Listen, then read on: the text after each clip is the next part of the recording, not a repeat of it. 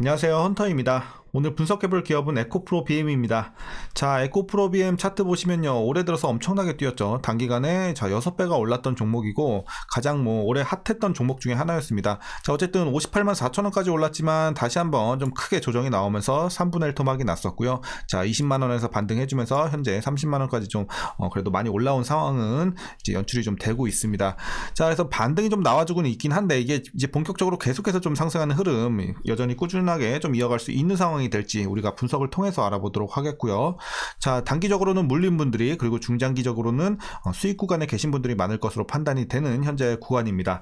자, 이런 상황에서 이제 여러분들 어디까지 목표가를 좀 잡으면서 대응을 해 나가야 될지, 그리고 물린 분들은 자, 평단 관리 어떤 식으로 물을 타 나가면서 자, 탈출 기회를 좀 봐야 할지, 아니면 익절 구간까지 기다려야 될지, 이런 투자 전략 함께 알아보도록 하겠고요. 자, 이제 보유 중이지 않으신 분들도 진입 가능한 구간일지 신규 진입 관점에서도 한번 얘기해 보도록 하겠습니다.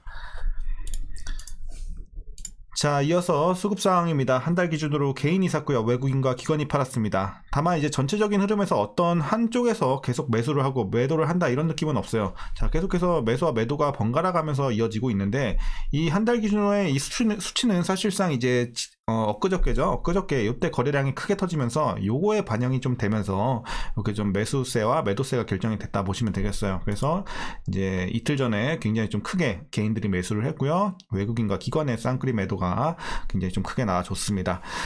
자, 참고하시면 되겠고요. 이제 공매도는 내년 6월까지 금지가 됐기 때문에 그냥 패스하면 될 것 같고요. 바로 이어서 재무제표 분석 시작해 보도록 하겠습니다. 자, 2018년도 매출부터 보시겠습니다. 5,800, 6,100, 8,500, 1조 4천, 5조 3천, 7조 4천 꾸준하게 우상향하고 있는 모습은 상당히 좀 안정적으로 좋아 보이는 매출의 상황입니다. 자, 이제 영업이익과 당기순이익 보시면요, 일단은 좀 과거에는 좀 지지부진했어요. 하지만 재작년부터 뛰기 시작을 했고, 작년도 마찬가지로 크게 뛰었고, 올해는 좀 아쉽게도 이제 좀 눌리고 있는 현재 상황이 되겠습니다. 그래서 전년 대비해서는 좀 아쉬운 현재 영업이익, 그리고 자, 당기순이익 마찬가지 흐름으로 보시면 되겠습니다. 자, 이제 분기별로 잠깐 보고 넘어가시면요, 일단 전년 대비해서는 좀 아쉬워요. 전년이 너무 좋았기 때문에 전년 대비해서는 여전히 3분기에도 눌렸고, 자, 4분기 내년 상반기까지도 계속해서 조금씩은 눌릴 것으로 보여지고는 있습니다. 자, 그리고 이제 그래도 연간으로 봤을 땐 내년에 확실히 많이 뛴다는 것을 우리가 확인할 수 있고요. 자, 이어서 부채 비율 확인해 보시면요, 180, 70 요때 확 내려갔죠. 그리고 70, 140, 자, 130, 160, 자, 어쨌든 100 중반대까지 좀 올라온 상황이 되겠습니다. 우려할 정도는 아니지만 그래도 이제 부채 비율이 조금씩 늘어나고 있다는 점은 우리가 참고는 해야겠습니다. 자, 이어서 ROE 보시겠습니다. ROE가 이제 최대 장점인 기업입니다. 이 종목은 꾸준한 수익성을 이제 계속해서 보여주는 안정적인 수익성이 가장 좀 이 종목의 메리트가 있다고 이제 판단이 좀 되고 있는데요.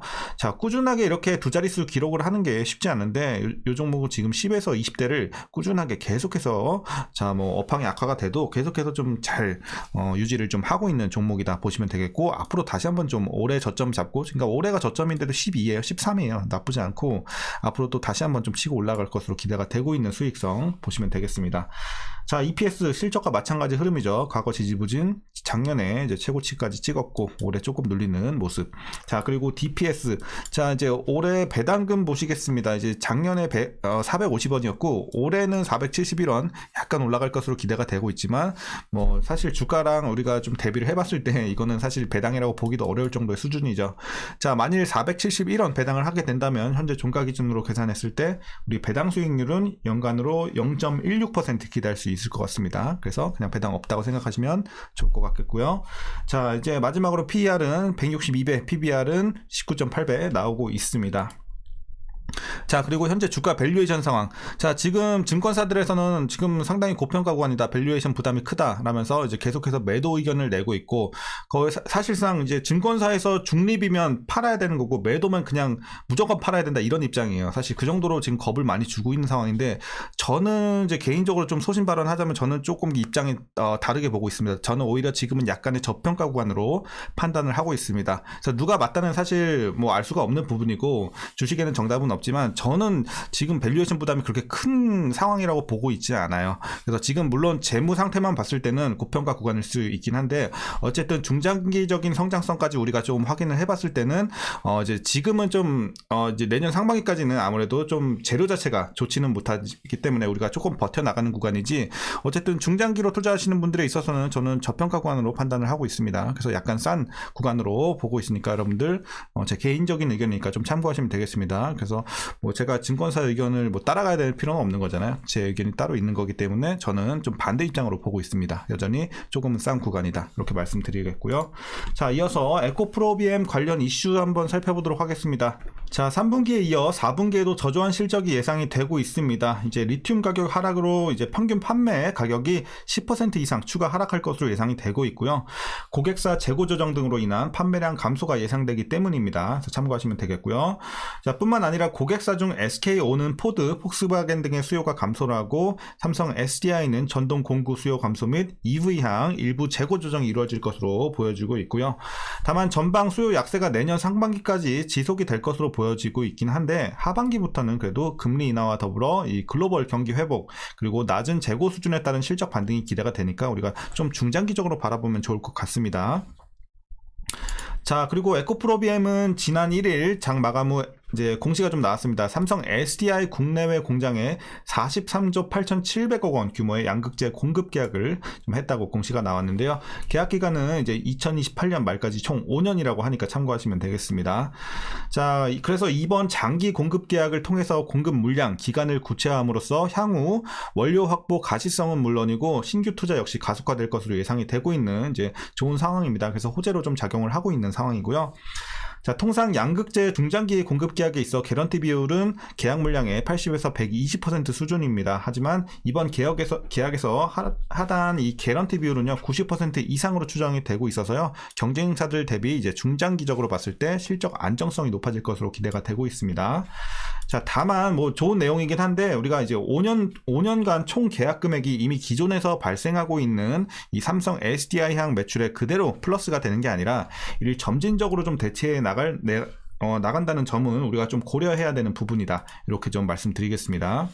자, 그래도 뭐 호재는 호재죠. 자, 이제 마지막 이슈입니다. 이제 국내 업체들의 유럽향 전기차 배터리 수요 둔화와 더불어서 이 내년 11월 미국 대선을 또 앞두고 있죠. 그래서 정권 교체 가능성이 부각이 되고 있는 상황이고 바이든 정부의 친환경 정책의 불확실성이 좀 커지고 있는 점은 이제 앞으로의 이런 주가 불확실성을 좀 부추길 것으로 보여지고는 있습니다.